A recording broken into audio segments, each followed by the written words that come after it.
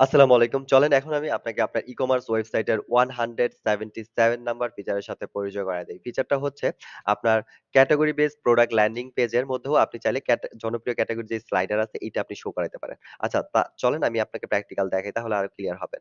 দেখেন জনপ্রিয় ক্যাটেগরি যেই স্লাইডার বা যেই সেকশনটা আছে আপনার হোম পেজে যেটা আপনাকে আগেই আমি পরিচয় করায় দিছি। ওকে এই যে এইটা আপনার কিছু জনপ্রিয় ক্যাটেগরি আপনার হোম পেজে এইখানে এরকমভাবে ডিসপ্লে হয় আর ক্লিক করলে ওইটা ল্যান্ডিং পেজে যাইতে পারে। রাইট?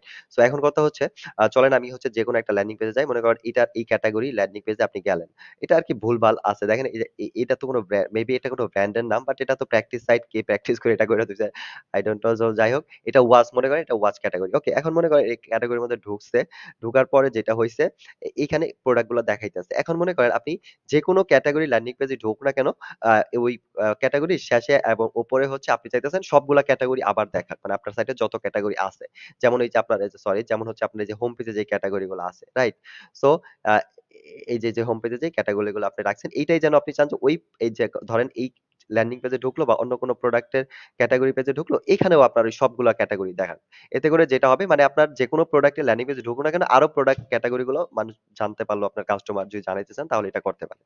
সিম্পল এটা করার জন্য আপনি এক ক্লিকে এই জিনিসটা করতে পারবেন। এটার জন্য আপনি আপনার থিম কাস্টমাইজার প্যানেলে সরি কন্ট্রোল প্যানেলে লগইন করে থিম কাস্টমাইজার আপ ম্যানেজারে আসবেন। আসার পরে আপনি এখানে সাইট নেম থেকে দেখবেন যে আদার্স যে পেজটা আছে এটার মধ্যে আসবেন।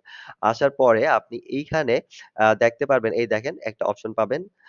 Popular category slider of category landing page. এটা দেখেন ডিফল্ট ভাবে নট নিড আছে। আপনি এটা যদি দরকার হয় এটাকে নিড করে এটা কনফার্ম এন্ড আপডেট দিবেন।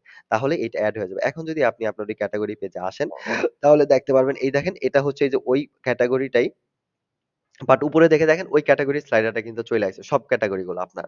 আবার আপনি নিচে দিয়ে গেলেও এই সব ক্যাটেগরি স্লাইডার গুলা থাকবে যেটা হচ্ছে আপনার স্ক্রল হবে। ওকে? একটু পরপর স্ক্রল হবে।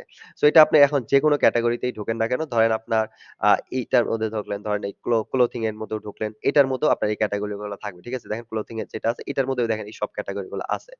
সো এখন আপনি যেকোনো ক্যাটেগরির মধ্যে ঢোকেন না গেলে obvious to এটার মধ্যেও ঢোকেন না কেন, দেখেন এই ক্যাটেগরি গুলো সবার উপরে একবার থাকবে, সবার নিচে একবার থাকবে আপনার ওয়েবসাইটে যেটি পপুলার ক্যাটেগরি। যেটা আপনি ওই পপুলার ক্যাটেগরি সেকশনে রাখছেন। So I think clear. আর এই সাইটটা তো এত সাজানো গুছানো না, অনেকটার মধ্যে থাম্বনেল নাই। এজন্য দেখতে একটু মানে একটু অসুন্দর লাগতেছে। বাট আই থিংক আপনি মানে থিমটা বুঝতে পারছেন বা জিনিসটা কি এটা আপনি বুঝতে পারছেন। বাট আপনার সাইটে যখন আপনি এগুলো এপ্লাই করবেন সুন্দরভাবে সাজানো থাকবে, অনেক সুন্দর লাগবে এই জিনিসগুলো দেখতে।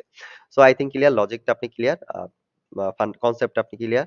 তো যাই হোক আজ এ পর্যন্তই। নেক্সট ভিডিওতে আমি আপনাকে আপনার ই-কমার্স ওয়েবসাইটে নিউ কোনো ফিচারের সাথে পরিচয় করায় দিব। সে পর্যন্ত স্পাইডার ই-কমার্স আর ফজলার রাব্বির সাথেই থাকেন। দেখা হবে নেক্সট ভিডিওতে নতুন কোনো ফিচারের সাথে। আসসালামু আলাইকুম।